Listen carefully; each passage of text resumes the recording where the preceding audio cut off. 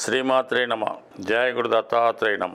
ఈ వీడియోలో మనం కుంభరాశి వారికి నవంబర్ 28 మధ్యలో సుమారు 137 రోజుల పాటు శనిగ్రహ వక్రగమనం ఏ విధమైనటువంటి ప్రభావం చూపుతుంది అన్న విషయాన్ని మనం ఈ వీడియోలో తెలుసుకుందాం. కుంభరాశి వారికి శని రాశ్యాధిపతి, అలాగే వ్యయాధిపతి. దానివల్ల వీరు ఎంత సంపాదించినా దాని మించిన ఖర్చు ఉండడం వల్ల ఇంచుమించుగా 34 సంవత్సరాల దాకా కూడా జీవితంలో పెద్దగా సంపాదించలేకపోతారు. అంటే సంపాదిస్తారు, దాన్ని దాచుకోకుండా ఏదో విధంగా ఖర్చులు రావడం జరుగుతూ ఉంటుంది. సరైనటువంటి సెటిల్మెంట్ కూడా సాధారణంగా కనబడదు.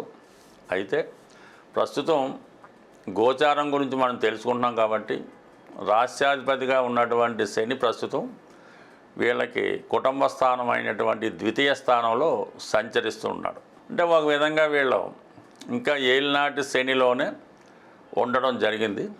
అయితే మనకి మన మార్చి 29తో జన్మ శని నుంచి అక్కడికి మారి కుటుంబ స్థానంలోకి మారాడు.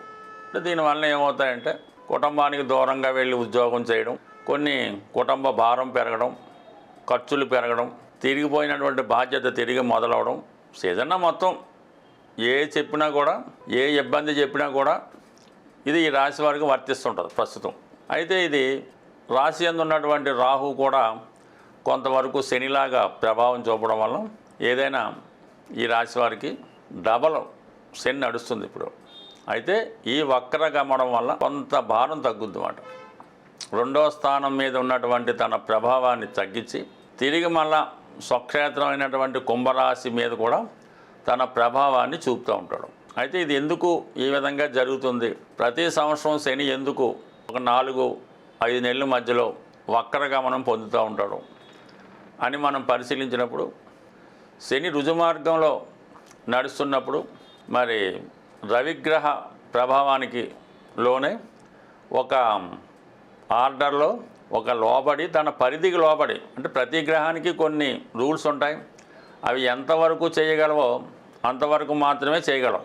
వాటి మీద ఉన్నటువంటి హైకమాండ్ అంతకన్నా ఎక్కువ చేయడానికి ఒప్పుకోదు.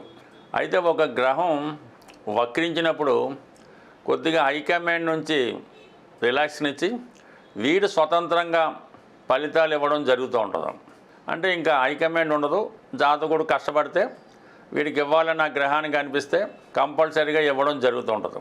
వీడికి ఇవ్వకూడదు అనిపించింది అనుకోండి, మరి ఎన్ని హైకమాండ్ చెప్పినా కూడా ఇవ్వడం జరగదు. అందువల్ల ఇప్పుడు ఈ రాశి వారికి స్వతంత్రంగా శని ఫలితాలు ఇవ్వడం వల్ల కొన్ని కుంభరాశి వారికి కొన్ని ఫలితాలు తిరిగి రావడం జరుగుతూ ఉంటుంది. అంటే ముఖ్యంగా శని వృత్తికారకుడు. అందువలన గతంలో మీరు ఏదైనా ఒక ఉద్యోగం కోల్పోయి ఉన్నా, లేదంటే ఒక ఇంటర్వ్యూకి వెళ్ళి సక్సెస్ కాలేకపోయినా, ఏదైనా ఒక కాంపిటేటివ్ పరీక్ష రాస్తూ దాంట్లో రిపీటెడ్గా ఫెయిల్ అవుతున్నా, ఈ సమయంలో ఉద్యోగానికి సంబంధించిన ఏదైనా, లేదంటే కనీసం పోగొట్టుకొని కోర్టు కేసులో ఉన్నా, ఈ సమయంలో జూలై 13 తర్వాత నవంబర్ 28 మధ్యలో ప్రయత్నం చేయడం వల్ల 100% మీరు మరి తిరిగి పొందగలిగే అవకాశం ఉంటుంది. అందులో సక్సెస్ అయ్యే అవకాశం ఉంది.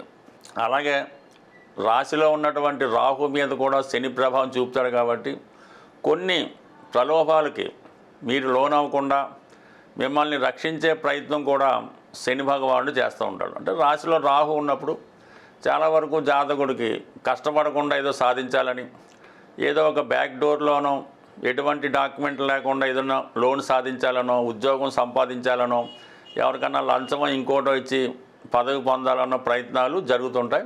అటువంటి వ్యక్తులు తారసపడుతూ ఉంటారు. అలాగే కొన్ని ఆలోచనలు డిస్టర్బ్ చేస్తుంటాయి. ఏదన్నా ఒక అక్రమ సంబంధం గురించో, ఏదంటే ఏదైనా డబ్బు అక్రమంగా సంపాదించాలనో, ఈ విధమైన ఆలోచనల నుంచి జాతకుడిని బయటపెట్టి కష్టపడి సంపాదించే విధంగా జాతకుడిని ప్రోత్సహిస్తూ ఉంటారు.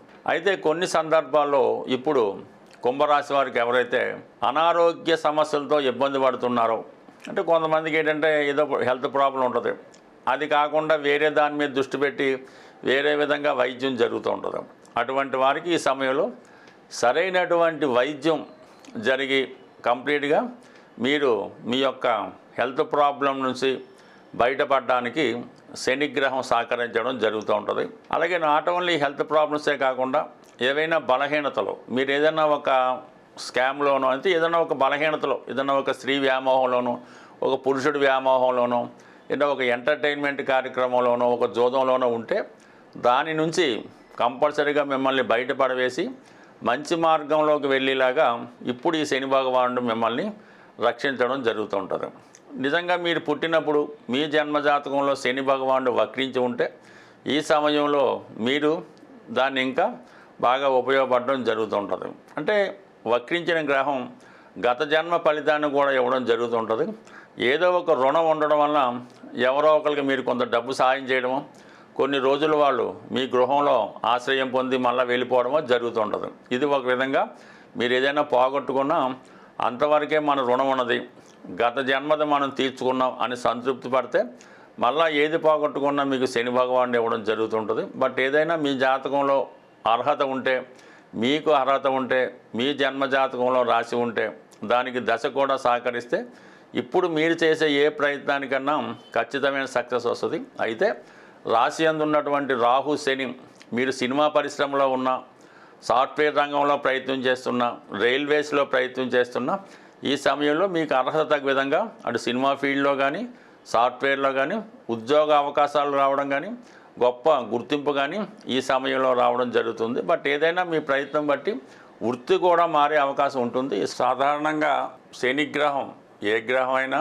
వక్రించినప్పుడు ఆ గ్రహం యొక్క బలం అనేక రెట్లు పెరగడం జరుగుతూ ఉంటుంది. అది మంచి కానీ చెడు కానీ మనం దాన్ని వాడుకునే పద్ధతిని బట్టి ఉంటుంది.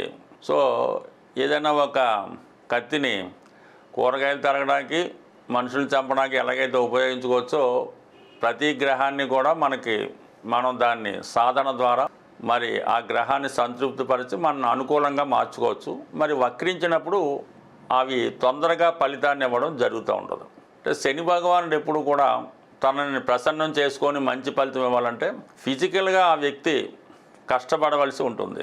మీరు ఎవరితోనో జపాలు చేయించాం, దానాలు ఇప్పించాం అలా కాకుండా ఫిజికల్గా మీరు కష్టపడితే శని అనుకూలుడై కంపల్సరిగా గొప్ప ఫలితం మీకు రావడం జరుగుతుంది. అందులో ముఖ్యంగా మీ కుటుంబంలో పెద్దవారు ఎవరైనా ఉంటే, వృద్ధుల్లాంటి వారు ఉంటే వారికి నెంబర్ 1గా సేవ చేయండి. కనీసం వారికి కావాల్సిన మందులు కొనివ్వడం, రోజు ఒకసారి వాళ్ళని పరామర్శించడం, వాళ్ళని నడిపించడమో ఏదన్నా మరీ మీకు తోచిన సేవ చేయడం వల్ల ప్రసన్నుడు అవుతాడు.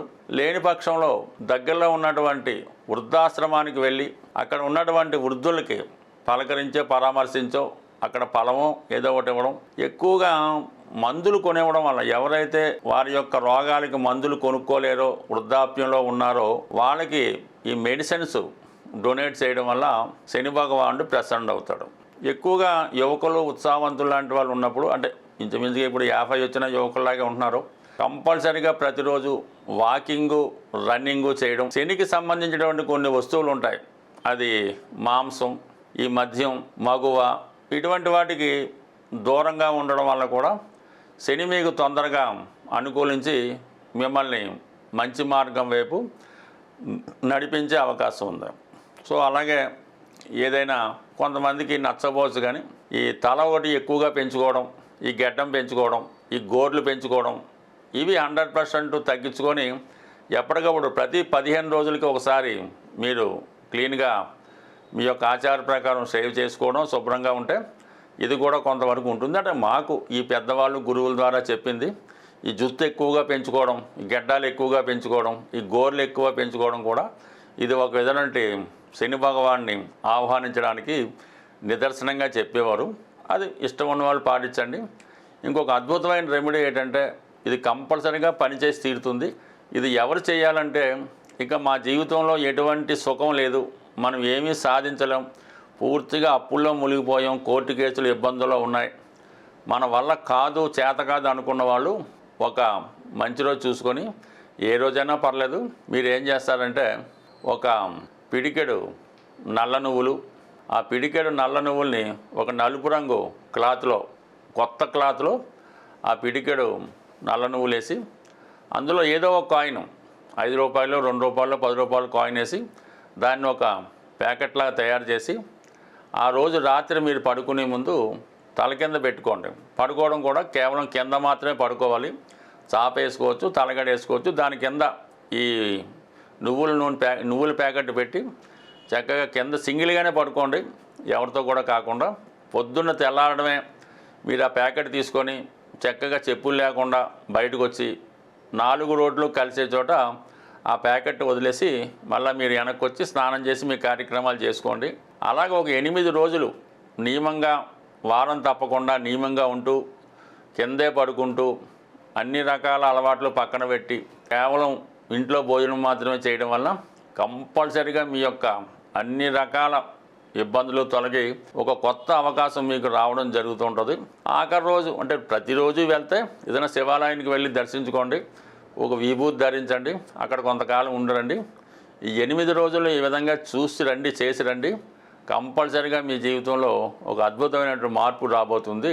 అలాగే వీలైనప్పుడు చాలా వరకు ఏదైనా వృద్ధులు పెద్దవారి యొక్క ఆశీస్సులు తీసుకొని ఈ విధంగా చేయడం వల్ల కూడా మీకు తొందరగా శని అనుగ్రహం దొరికే అవకాశం ఉంటుంది. స్వస్తి.